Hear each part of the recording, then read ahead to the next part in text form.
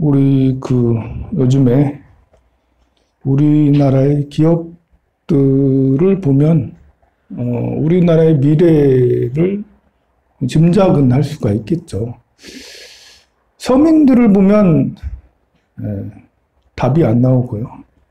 우리 미래가 있겠나 하면서 야, 우리 서민들은 어떻게 살아가야 되는 거지? 제가 아무리 연구를 해봐도 어떻게 해야 될지 나도 잘 모르겠어요. 맨날 고민하고 있는데 그 서민들을 보면 별 미래가 약간 깜깜해. 이제 그리고 이렇게 젊은이들을 이렇게 10대, 20대 젊은이들을 봐도 이 참 우리가 되겠나 하면서 좀 우리나라 교육 제도를 봐도 이런 식으로 교육을 해가지고 이게 되겠나 참 난감해요. 이렇게 그나마 희망을 찾는 것은 이제 우리나라 이제 대기업들, 우리나라 경제는 대기업이 이끌어 왔다고 해도 과언이 아니고 정부 주도형 대기업 재벌 체제, 중소기업 체제는 아니고 대기업 체제로 우리가 성장을 해왔고, 한때는 일본의 강소 기업이나 이탈리아의 이런 이런 강소기업들이 탄탄해야지 경제가 떠받치고 경제가 더 탄탄하지 않냐, 그렇게 하던 때가 있어. 우리나라 재벌 체제는, 대기업 체제는 큰 리스크를 안고 있다라고 그렇게 했었죠. 근데 시대가 달라져가지고 그 사이에 또 몇 년 사이에 시대가 또 달라졌어요. 그래서 지금은 대기업 체제로 또 강소기업, 중소기업 아무리 짱짱해봐야 이거 이탈리아 봐봐요. 이탈리아 무너지는 거 봐. 그 중소기업 체제가 강하거든요. 일본도 마찬가지거든요. 지금은 미국도 보면 이렇게 MS 이렇게 MS하고 아마존하고 애플하고 구글하고 페이스북이 다 해먹잖아, 보면. 이게 미국이 그러니까 세계가 그런 위주로 따라가는 거예요, 보면. 그래서 지금은 대기업이 잘 되는 게, 국익이 얼마큼 도움되는지 모르겠지만, 어쨌든 지금 그런 체제로 가고 있는데요. 그럼 우리나라 대기업의 상황은 어떨까? 과연 미래가 있는 걸까?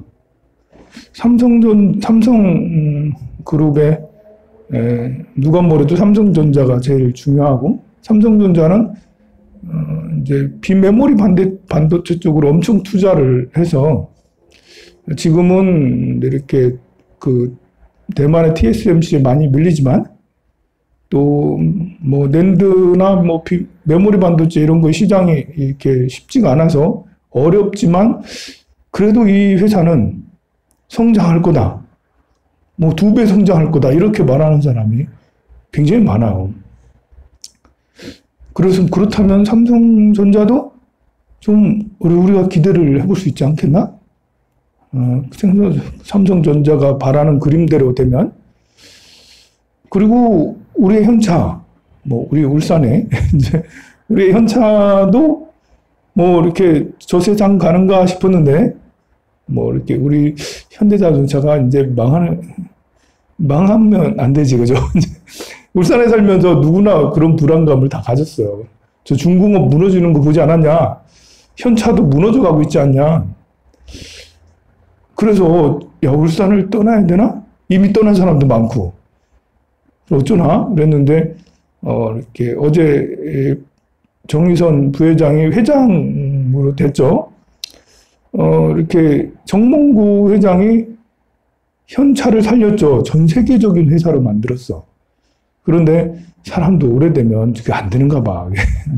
정몽구 회장이 나이가 들고 2010년이 넘어가면서부터 2015년도가 넘어가면서부터 현차는 이제 내리막길을 걸어갔는데요. 새 부회장이 오면서 분위기가 싹 반전이 돼서 이제는 전에는 가치주였는데 지금은 성장주가 돼서 수소, 전기 이렇게 심지어 UAM까지 현차가 그리는 그림이 굉장히 크고, 그럼 현차도 2배 성장하는 거 아니야? 라는 이런 기대감이 삼성전자든 현차든 혼자만 잘 되는 게 아니라서 그 밑에 2차 밴드, 3차 밴드를 엄청 깔고 다니거든요. 그러니까 국가의 엄청난 네이버 카카오가 아무리 잘 나가도 국가의 이익이 되는지는 잘 모르겠는데 삼성하고 현대가 잘 되면 따라가는 기업들이 엄청 많으니까 굉장히 이익이 되죠. 그리고 또 주목할 만한 또 기업이 또 있죠. LG예요, LG. 야, LG가 저 세상 가는 거 아니야? 해가지고 LG의 위험은 뭐 이렇게 LG가 큰 기회를 놓친 거는 반도체를 SK 하이닉스에 넘겨준 것이 이제 천추한이다.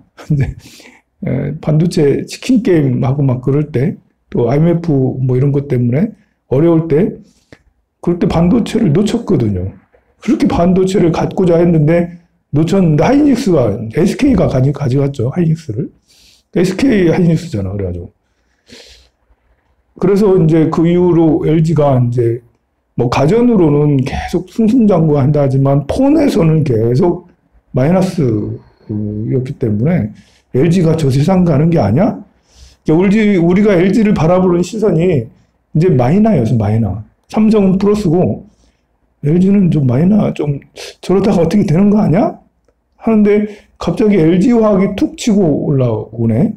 그러더니 지금 다시 또 LG화학 플러스에서 LG전자까지 두두두둑 이렇게 계속 올라가고 있어요. LG는 상당히 이렇게 모험적이고 도전적인 이런 것 정신이 좀 있는 듯한 것 같아요. 이 배터리 분야에 이렇게 LG화학에서 엄청난 투자를 했었죠. 뭐 폰을 좀 늦게 시작해가지고 삼성에게 밀리고 애플에게 밀려가지고 조금 이제 어려운 역경인 길을 계속 걸어왔는데요. 그 말고 디스플레이 시장에서는 새로 OLED 이런 분야를 디스플레이 시장은 삼성보다 LG가 더 앞서가요.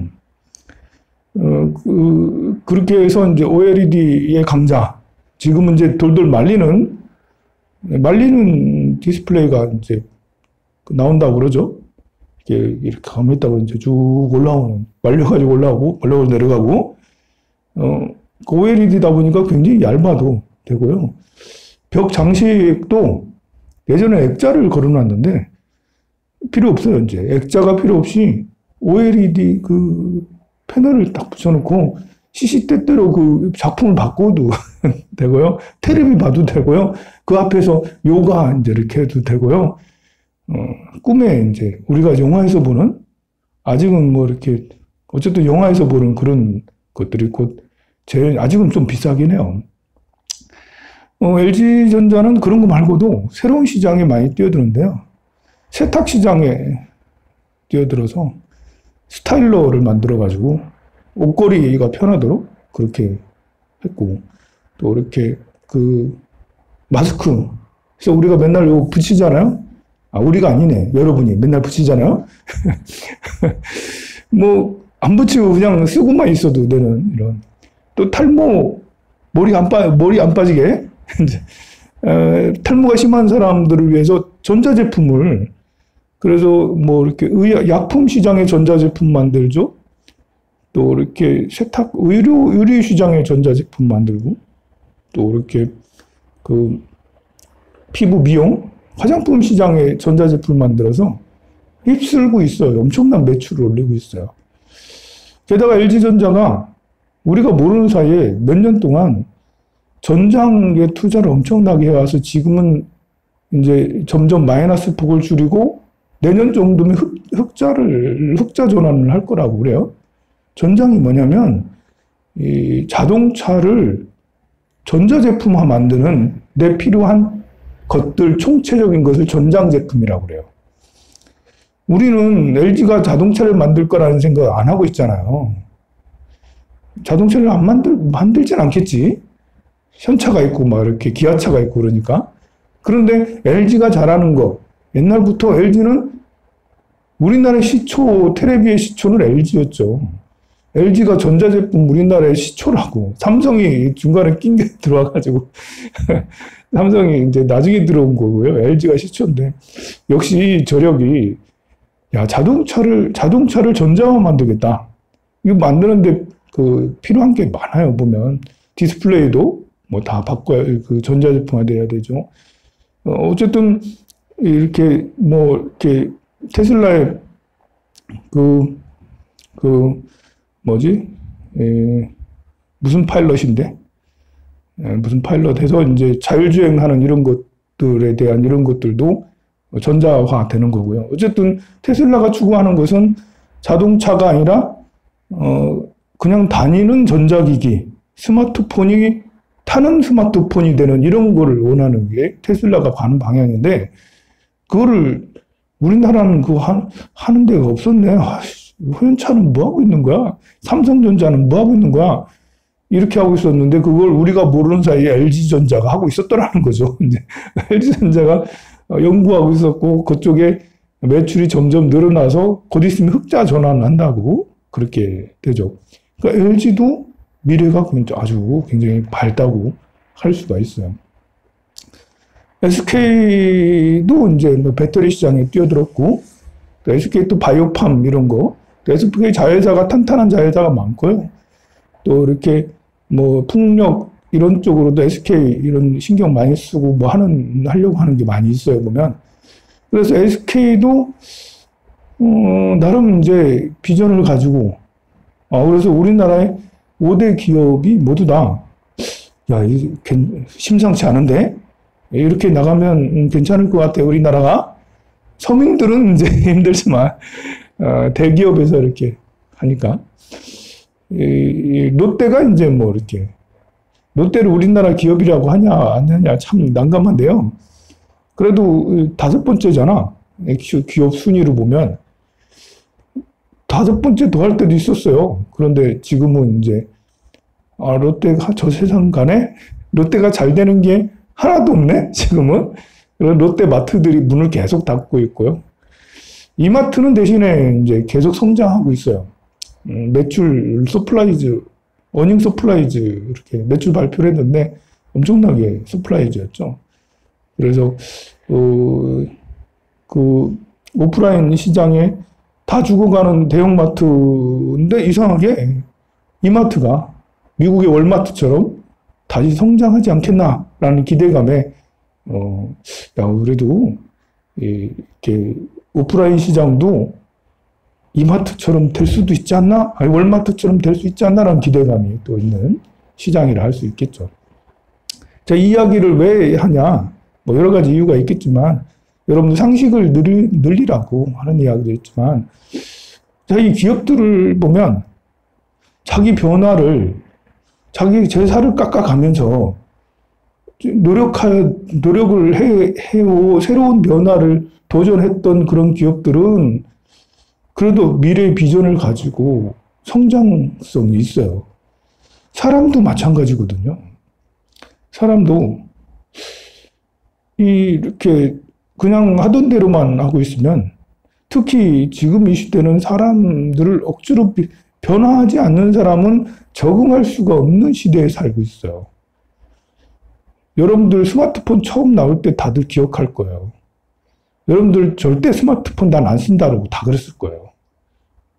젊은 애들 빼고요. 거의 여러분들 세대에서는 그냥 나는 2G폰 그냥 이렇게 그 당시 LG 사이언 얼마나 잘 나왔어요.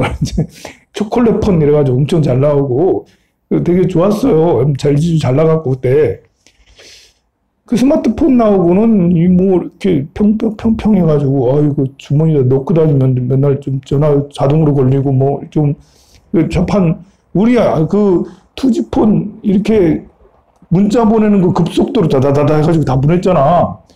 그런데 스마트폰 딱 파면서 야 이거 문자를 어떻게 찍어야 되는 거지? 나도 아직도 적응이 안 돼 지금.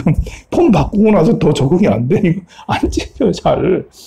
문자 찍는 건 아직도 이렇게 스마트폰 나오기 전에가 더 좋아요. 그래서 사람들이 그때는 에이 스마트폰보다는 그냥 써야지 했는데 1년도 안 돼가지고 1년도 안 돼가지고 50% 70% 이상이 샥 바뀌었어요. 정말 세상에 그렇게 빨리 바뀔 줄은 몰랐어요. 보면 그래서 이제 지금은 이제 컴맹이라는 말이 사라진 지 오래됐는데, 이 PC가 나오고 사람들이 PC를 하려고 하다가 이제 그런 게 PC는 지금 없어졌네? 스마트폰으로 넘어왔고. 그래, 세대가 엄청나게 빨리 변해서 지금 변하지 않으면 대화가 잘 안 되고, 뭘 해야 될지 그냥 어정쩡하니 이상해지고 그래요. 그래서 지금 뭐든지 계속 배워서 나를 계속 또 업그레이드 시키고 더 나아가야지 되는 그런 시기에 내몰려졌어. 우리가 내몰려졌어. 그냥 가만히 있어서는 안 되는, 뭔가 해야 되는. 그러면 도대체 뭘 해야 되는 거지? 이게 기업이라는 거는 이제 이게 생애 주기라는 게 얼마나 그렇게 됐는지 이렇게 알 수가 없어요. 근데 사람에는 생애 주기가 이렇게 나이에 따라서 이렇게 있잖아요. 이렇게 들어와서 그냥 참배해도 돼요. 괜찮아요. 내가 강의한다고 겁먹지 마세요. 너 나쁜 사람 아니에요. 이렇게 강의한다고 이렇게 삼배하시고 다 하면 안 돼요. 가고 싶으면 가고 앉아서 듣고 싶으면 듣고 이제 여기 있는 사람들만 위해서 하는 게 아니에요. 여기 있는 사람이 뭐 이쁘다고 내가 여기 있는 사람을 위해서 하겠어요. 내가 그래서 이제 이렇게 사람은 제일 이렇게 성장이 가장 최고로 성장하는 게 이제 30대부터 45세잖아요. 이때가 최고 피크예요. 사람마다 다르죠. 어떤 사람은 20대가 피크일 수도 있고 60대가 피크일 수도 있어요. 그러나 이제 신체 역량상, 뭐 지적 역량상 30대부터 45세, 많게는 50세까지 이렇게 최고 역량을 할 수가 있고, 자기 포지션도 거기에 이렇게 맞춰서 다 계획을 짜 나가야 될 필요가 있겠죠. 나이가 이렇게 50대 중반이 넘어서 60대가 넘어서 스님 저 돈 많이 벌 거예요. 저 부자 될 거예요. 이러면 이제 역행해서 그러면 힘들어요. 저는 먹고 사는 거 정도는 그 정도만 바래요. 용돈 벌어서 쓰는 정도만 바래. 이런 마음이 편한데, 나이가 굉장히 많은데도 꿈을 꾸는 건 좋죠. 당연히. 저 뭐든지 할 거야 라고 하는데, 사실, 낙타가 바늘귀에 들어가는 것만큼 쉬운 게 아니죠. 그렇다고 하지 말라는 건 아니에요. 꿈을 갖고 뭘 하는 것은 도전하는 건 좋은데 집착하지는 말자는 거죠. 그게 괴로움이 돼서는 안 돼. 기대가 되고 내가 그걸 위해 노력을 해. 나이가 60이 넘었는데 공인중개사 막 열심히 시험 봐야지 하면서 65세 시험 봐야지 다 이렇게 열심히 해서 공부하는 거 되게 좋죠. 그런데 떨어진다고 너무 그렇게 탈 필요는 없는 거예요. 당연히 떨어지지 않겠어요? 그게 이제 합격하는 게 이상한 거예요. 그거는 이제 합격한 거는 기적인 거예요. 그럼 공부하지 말라냐? 아니죠. 이렇게 도전은 좋은 거잖아요. 그래서 그런 데 대해서 스트레스 받으면서 할 필요는 없다. 자기 역량이나 나이나 이런 것들을 생각하면 제가 스님으로서 제일 추천하는 바는 이렇게 나이가 많아지고 막 이러게 되면 이렇게 생을 좀 바꾸는 거, 생각을 완전히 바꿔서 나는 이제 마음 공부하면서 살아야겠다. 이렇게. 인도인들의 바라문들의 이렇게 마지막 생애 주기를 출가해서 이렇게 마음 공부하면서 수행자로 살아야겠다. 인도인들이 하는 것처럼 출가까지는 아니더라도 나이가 들면 육체적으로는 힘이 많이 떨어지고요.